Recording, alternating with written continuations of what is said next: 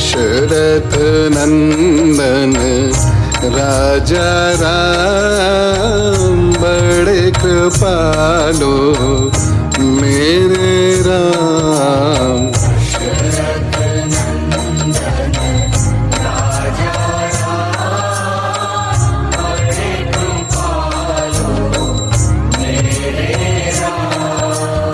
दशरथ नंदन राजा राम बड़े कृपालो मेरे राम।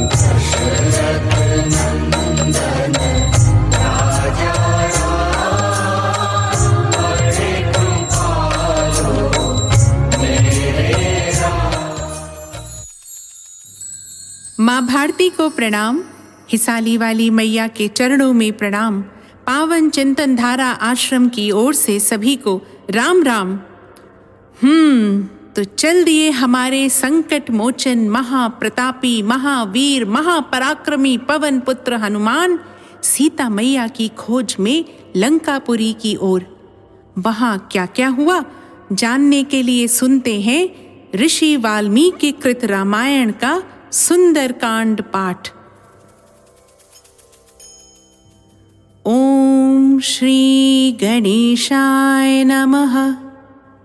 ओम श्री सरस्वते नमः। ओम श्री हनुमते नमः। ओम श्री गुरुवे नमः। श्री सियावर राम शरणागतम्। श्री सीताराम चंद्राभ्यां नमः। श्रीमद् वाल्मीकि रामायण सुंदरकांड 63वां सर्ग। दधिमुख से मधुवन के विध्वंस का समाचार सुनकर सुग्रीव का हनुमान आदि वानरों की सफलता के विषय में अनुमान। वानर दधिमुख को माथा टेक प्रणाम करते देख वानर शिरोमणि सुग्रीव का हृदय उद्विग्न हो उठा। वे उनसे इस प्रकार बोले, उठो उठो, तुम मेरे पैरों पर कैसे पड़े हो? मैं तुम्हें अभय दान देता हूं। तुम सच्ची बात बताओ। कहो किसके भय से यहाँ आए हो? जो पूर्णतः हितकर बात हो उसे बताओ, क्योंकि तुम सब कुछ कहने के योग्य हो। मधुवन में कुशल तो है ना? वानर, मैं तुम्हारे मुख से यह सब सुनना चाहता हूं। महात्मा सुग्रीव के इस प्रकार आश्वासन देने पर महाबुद्धिमान दधिमुख खड़े होकर बोले, राजन, आपके पिता ऋक्षरजा ने, वाली ने और आपने भी पहले कभी जिस वन के मनमाने उपभोग के लिए किसी को आज्ञा नहीं दी थी, उसी का हनुमान आदि वानरों ने आज नाश कर दिया। मैंने इन वन रक्षक वानरों के साथ उन सब को रोकने की बहुत चेष्टा की, परंतु वे मुझे कुछ भी न समझकर बड़े हर्ष के साथ फल खाते और मधु पीते हैं। देव, इन हनुमान आदि वानरों ने जब मधुवन में लूट मचाना आरंभ किया, तब हमारे इन वन रक्षकों ने उन सब को रोकने की चेष्टा की, परंतु वे वानर इनको और मुझे भी कुछ नहीं गिनते हुए वहां के फल आदि का भक्षण कर रहे हैं। दूसरे वानर वहां खाते पीते तो हैं ही, उनके सामने जो कुछ बच जाता है उसे उठाकर फेंक देते हैं, और जब हम लोग रोकते हैं तब वे सब हमें टेढ़ी भौवें दिखाते हैं। जब ये रक्षक उन पर अधिक कुपित हुए तब उन्होंने इन पर आक्रमण कर दिया। इतना ही नहीं, क्रोध से भरे हुए उन वानर पुंगवों ने इन रक्षकों को उस वन से बाहर निकाल दिया। बाहर निकलकर उन बहुसंख्यक वीर वानरों ने क्रोध से लाल आंखें करके वन की रक्षा करने वाले इन श्रेष्ठ वानरों को धर दबाया। किन्हीं को थप्पड़ों से मारा, किन्हीं को घुटनों से रगड़ दिया, बहुतों को इच्छानुसार घसीटा और कितनों को पीठ के बल पटक कर आकाश दिखा दिया। प्रभो, आप जैसे स्वामी के रहते हुए ये शूरवीर वनरक्षक उनके द्वारा इस तरह मारे पीटे गए हैं, और वे अपराधी वानर अपनी इच्छा के अनुसार सारे मधुवन का उपभोग कर रहे हैं। वानर शिरोमणि सुग्रीव को जब इस प्रकार मधुवन के लूटे जाने का वृतांत बताया जा रहा था, उस समय शत्रु वीरों का संहार करने वाले परम बुद्धिमान लक्ष्मण ने उनसे पूछा, राजन, वन की रक्षा करने वाला यह वानर यहाँ किस लिए उपस्थित हुआ है और किस विषय की ओर संकेत करके इसने दुखी होकर बात की है? महात्मा लक्ष्मण के इस प्रकार पूछने पर बातचीत करने में कुशल सुग्रीव ने यूं उत्तर दिया, आर्य लक्ष्मण, वीर वानर दधिमुख ने मुझसे यह कहा है कि अंगद आदि वीर वानरों ने मधुवन का सारा मधु खा पी लिया है। इसकी बात सुनकर मुझे यह अनुमान होता है कि वे जिस कार्य के लिए गए थे उसे अवश्य ही उन्होंने पूरा कर लिया है, तभी उन्होंने मधुवन पर आक्रमण किया है। यदि वे अपना कार्य सिद्ध करके न आए होते तो उनके द्वारा ऐसा अपराध नहीं बना होता। वे मेरे मधुवन को लूटने का साहस नहीं कर सकते थे। जब रक्षक उन्हें बारंबार रोकने के लिए आए तब उन्होंने इन सब को पटककर घुटनों से रगड़ा है तथा इन बलवान वानर दधिमुख को भी कुछ नहीं समझा है। ये ही मेरे उस वन के मालिक या प्रधान रक्षक हैं। मैंने स्वयं ही इन्हें इस कार्य में नियुक्त किया है, फिर भी उन्होंने इनकी बात नहीं मानी है। इससे जान पड़ता है उन्होंने देवी सीता का दर्शन अवश्य कर लिया, इसमें कोई संदेह नहीं है। यह काम और किसी का नहीं, हनुमान जी का ही है। उन्होंने ही सीता का दर्शन किया है। इस कार्य को सिद्ध करने में हनुमान जी के सिवा और कोई कारण बना हो ऐसा संभव नहीं है। वानर शिरोमणि हनुमान में ही कार्य सिद्धि की शक्ति और बुद्धि है। उन्हीं में उद्योग, पराक्रम और शास्त्र ज्ञान भी प्रतिष्ठित है।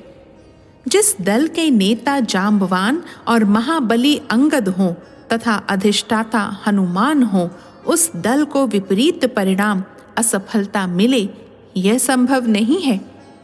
दक्षिण दिशा से सीता जी का पता लगाकर लौटे हुए अंगद आदि वीर वानर पुंगवों ने उस मधुवन पर प्रहार किया है, जिससे पद दलित करना किसी के लिए भी असंभव था।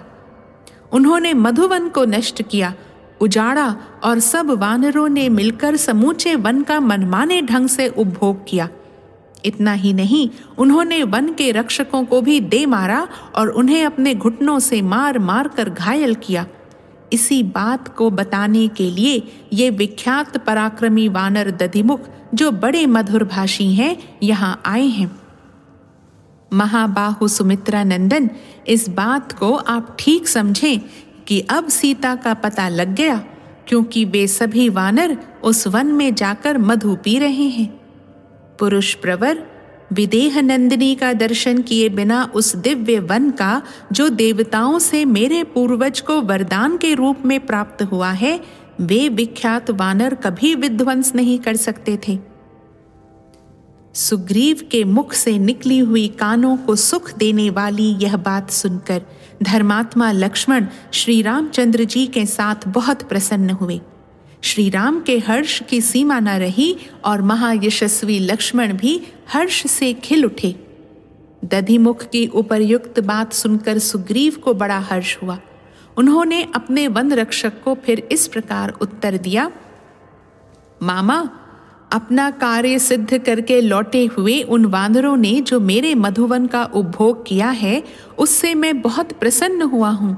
अतः तुम्हें भी कृतकृत्य होकर आए हुए उन कपियों की ढिठाई तथा उद्दंडतापूर्ण चेष्टाओं को क्षमा कर देना चाहिए। अब शीघ्र जाओ और तुम ही उस मधुवन की रक्षा करो।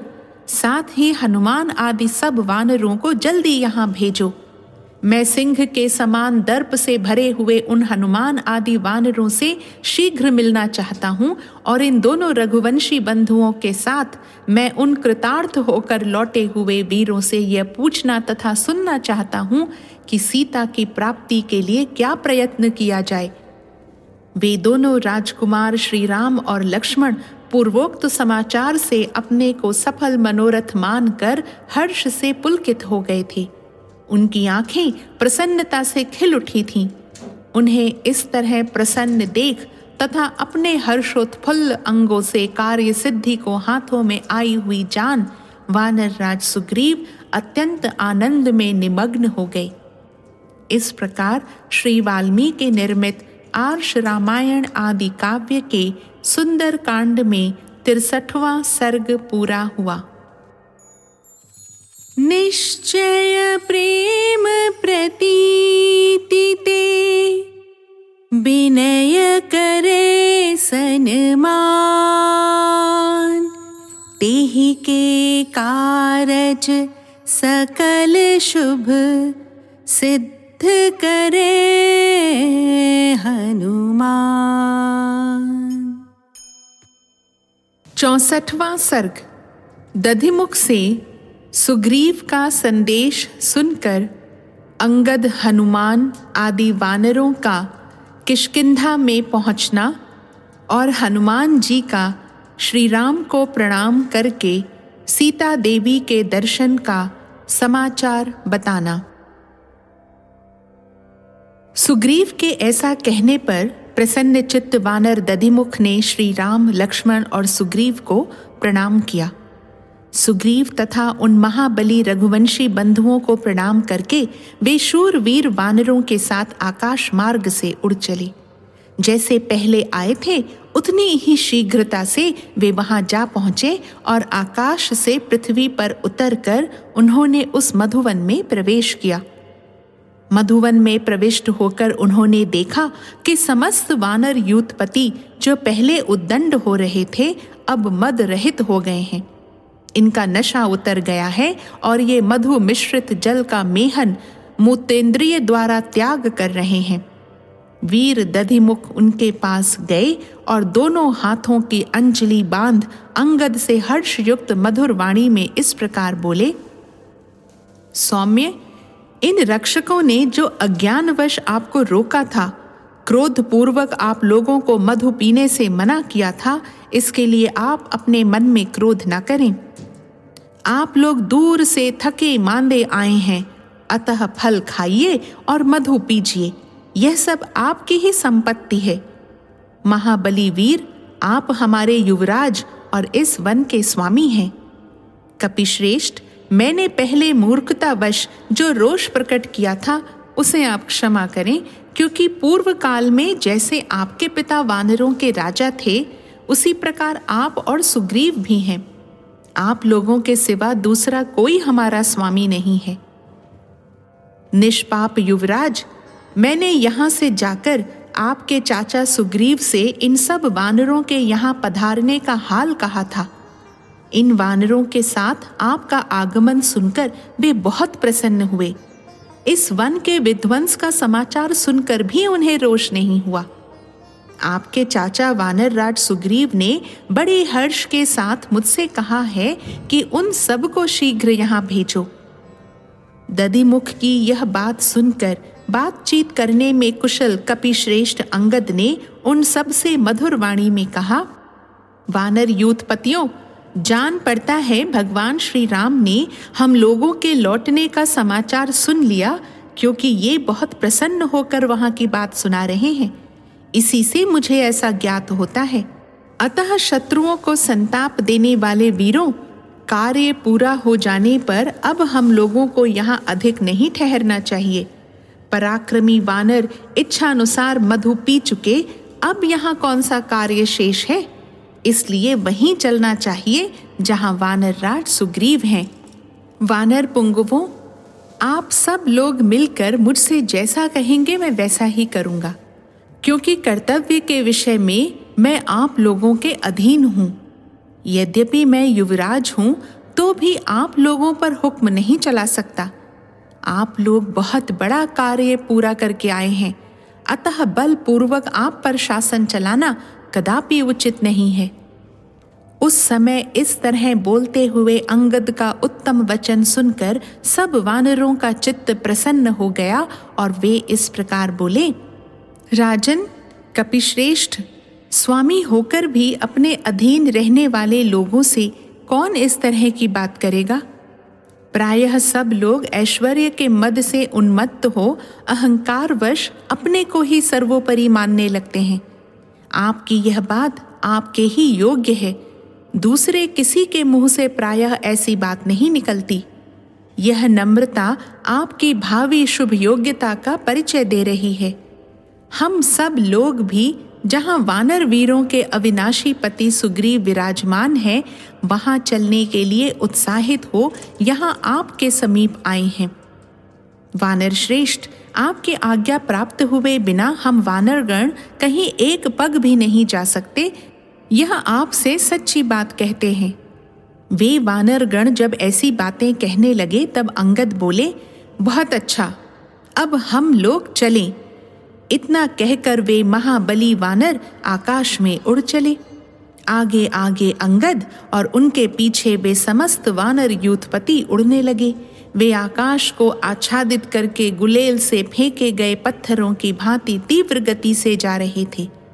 अंगद और वानर वीर हनुमान को आगे करके सभी वेगवान वानर सहसा आकाश में उछलकर वायु से उड़ाए गए बादलों की भांति बड़े जोर जोर से गर्जना करते हुए किष्किंधा के निकट जा पहुंचे। अंगद के निकट पहुंचते ही वानर राज सुग्रीव ने शोक संतप्त कमल नयन श्री राम से कहा, प्रभो धैर्य धारण कीजिए, आपका कल्याण हो।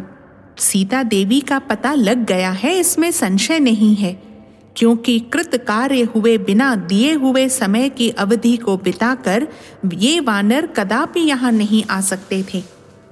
शुभ दर्शन श्री राम, अंगद की अत्यंत प्रसन्नता से भी मुझे इसी बात की सूचना मिल रही है।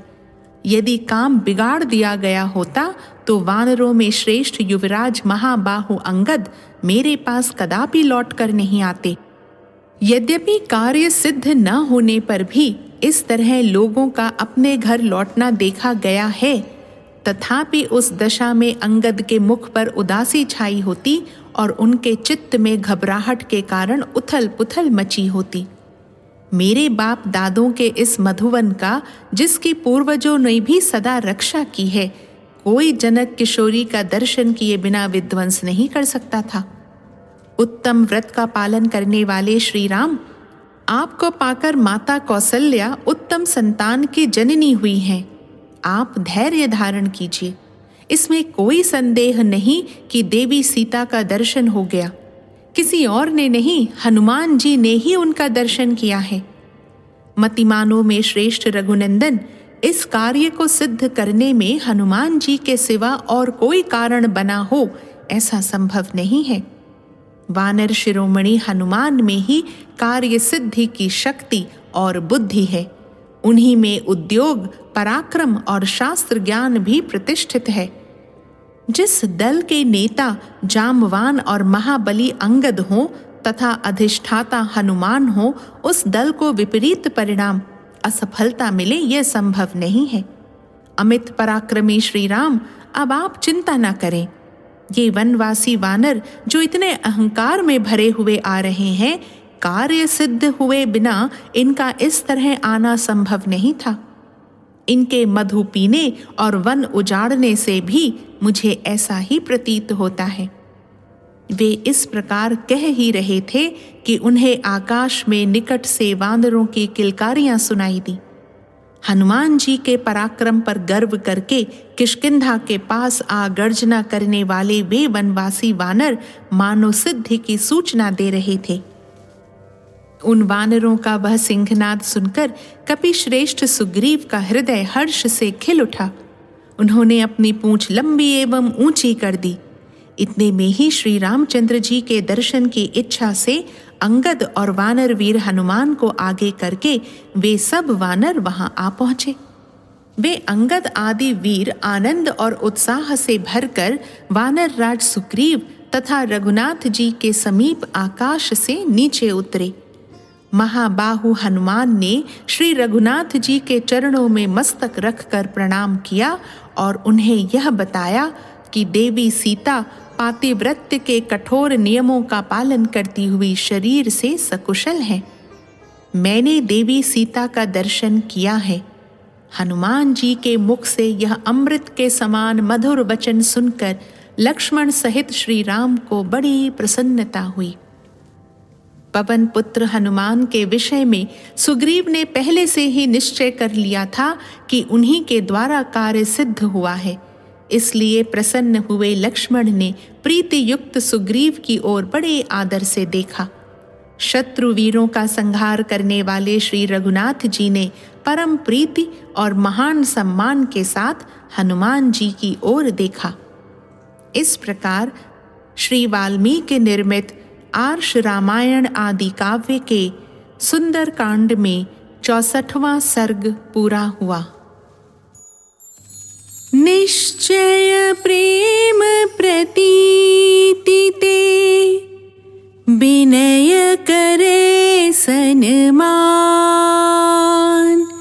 तेहि के कारज सकल शुभ सिद्ध करे हनुमान। 65वां सर्ग। हनुमान जी का श्री राम को सीता का समाचार सुनाना।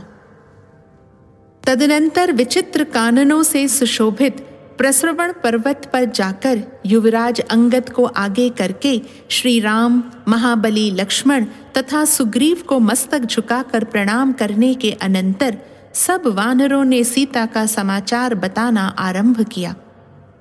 सीता देवी रावण के अंतःपुर में रोक रखी गई हैं।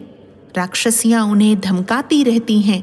श्री राम के प्रति उनका अनन्य अनुराग है। रावण ने सीता के जीवित रहने के लिए केवल 2 मास की अवधि दे रखी है। इस समय विदेह कुमारी को कोई क्षति नहीं पहुंची है। वे सकुशल हैं। श्री रामचंद्र जी के निकट ये सब बातें बताकर वे वानर चुप हो गए। विदेह कुमारी के सकुशल होने का वृतांत सुनकर श्री राम ने आगे की बात पूछते हुए कहा, वानरों, देवी सीता कहाँ हैं? मेरे प्रति उनका कैसा भाव है? विदेह कुमारी के विषय में ये सारी बातें मुझसे कहो।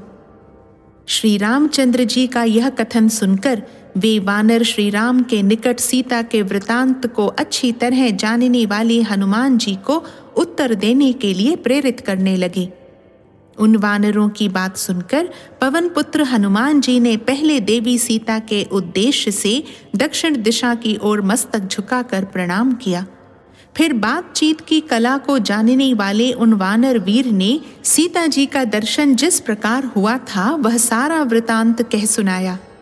तत्पश्चात अपने तेज से प्रकाशित होने वाली उस दिव्य कांचन मणि को भगवान श्री राम के हाथ में देकर हनुमान जी हाथ जोड़कर बोले, प्रभो, मैं जनक नंदिनी सीता के दर्शन की इच्छा से उनका पता लगाता हुआ 100 योजन विस्तृत समुद्र को लांघकर उसके दक्षिण किनारे पर जा पहुंचा। वहीं दुरात्मा रावण की नगरी लंका है। वह समुद्र के दक्षिण तट पर ही बसी हुई है। श्री राम, लंका में पहुंचकर मैंने रावण के अंतःपुर में प्रमदावन के भीतर राक्षसियों के बीच में बैठी हुई सती साध्वी सुंदरी देवी सीता का दर्शन किया। वे अपनी सारी अभिलाषाओं को आप में ही केंद्रित करके किसी तरह जीवन धारण कर रही हैं। विकराल रूप वाली राक्षसियां उनकी रखवाली करती हैं और बारंबार उन्हें डांटती फटकारती रहती हैं। वीरवर, देवी सीता आपके साथ सुख भोगने के योग्य हैं, परंतु इस समय बड़े दुख से दिन बिता रही हैं। उन्हें रावण के अंतःपुर में रोक रखा गया है और वे राक्षसियों के पहरे में रहती हैं। सिर पर एक वेणी धारण किए दुखी हो सदा आपकी चिंता में डूबी रहती हैं। वे नीचे भूमि पर सोती हैं। जैसे जाड़े के दिनों में पाला पड़ने के कारण कमलिनी सूख जाती है, उसी प्रकार उनके अंगों की कांति फीकी पड़ गई है। रावण से उनका कोई प्रयोजन नहीं है। उन्होंने प्राण त्याग देने का निश्चय कर लिया है। ककुत्स कुलभूषण, उनका मन निरंतर आप में ही लगा रहता है। निष्पाप नरश्रेष्ठ, मैंने बड़ा प्रयत्न करके किसी तरह महारानी सीता का पता लगाया और धीरे धीरे इक्ष्वाकु वंश की कीर्ति का वर्णन करते हुए किसी प्रकार उनके हृदय में अपने प्रति विश्वास उत्पन्न किया। तत्पश्चात देवी से वार्तालाप करके मैंने यहाँ की सब बातें उन्हें बतलाईं। आपकी सुग्रीव के साथ मित्रता का समाचार सुनकर उन्हें बड़ा हर्ष हुआ। उनका उच्च कोटि का आचार विचार पातिव्रत्य सुदृढ़ है। वे सदा आप में ही भक्ति रखती हैं। महाभाग पुरुषोत्तम, इस प्रकार जनक नंदिनी को मैंने आपकी भक्ति से प्रेरित होकर कठोर तपस्या करते देखा है। महामते रघुनंदन, चित्रकूट में आपके पास देवी के रहते समय एक कौवे को लेकर जो घटना घटित हुई थी, उस वृतांत को उन्होंने पहचान के रूप में मुझसे कहा था। जानकी जी ने आते समय मुझसे कहा, वायुनंदन, तुम यहाँ जैसी मेरी हालत देख चुके हो वह सब भगवान श्री राम को बताना और इस मणि को बड़े यत्न से सुरक्षित रूप में ले जाकर उनके हाथ में देना। ऐसे समय में देना जबकि सुग्रीव भी निकट बैठकर तुम्हारी कही हुई बातें सुन रहे हों। साथ ही मेरी ये बातें भी उनसे निवेदन करना। प्रभो, आपकी दी हुई यह कांतिमती चूड़ामणि मैंने बड़े यत्न से सुरक्षित रखी थी। जल से प्रकट हुए इस दीप्तिमान रत्न को मैंने आपकी सेवा में लौटाया है। निष्पाप रघुनंदन, संकट के समय इसे देखकर मैं उसी प्रकार आनंद मग्न हो जाती थी जैसे आपके दर्शन से आनंदित होती हूँ। आपने मेरे ललाट में जो मैनसिल का तिलक लगाया था, इसको स्मरण कीजिए। ये बातें जानकी जी ने कही थीं। उन्होंने यह भी कहा, दशरथ नंदन, मैं 1 मास और जीवन धारण करूंगी, उसके बाद राक्षसों के वश में पड़कर प्राण त्याग दूंगी, किसी तरह जीवित नहीं रह सकूंगी। इस प्रकार दुबले पतले शरीर वाली धर्मपरायणा सीता ने मुझे आपसे कहने के लिए यह संदेश दिया था। वे रावण के अंतःपुर में कैद हैं और भय के मारे आंख फाड़ फाड़ कर इधर उधर देखने वाली हरिणी के समान वे सशंक दृष्टि से सब ओर देखा करती हैं। रघुनंदन, यही वहां का वृतांत है जो सब का सब मैंने आपकी सेवा में निवेदन कर दिया। अब सब प्रकार से समुद्र को पार करने का प्रयत्न कीजिए। राजकुमार श्री राम और लक्ष्मण को कुछ आश्वासन मिल गया ऐसा जानकर तथा वह पहचान श्री रघुनाथ जी के हाथ में देकर वायुपुत्र हनुमान ने देवी सीता की कही हुई सारी बातें क्रमशः अपनी वाणी द्वारा पूर्ण रूप से कह सुनाई। इस प्रकार श्री वाल्मीकि निर्मित आर्ष रामायण आदि काव्य के सुंदर कांड में 65वां सर्ग पूरा हुआ। निश्चय प्रेम प्रतीति ते विनय करे सन्मान, तेहि के कारज सकल शुभ सिद्ध करे हनुमान।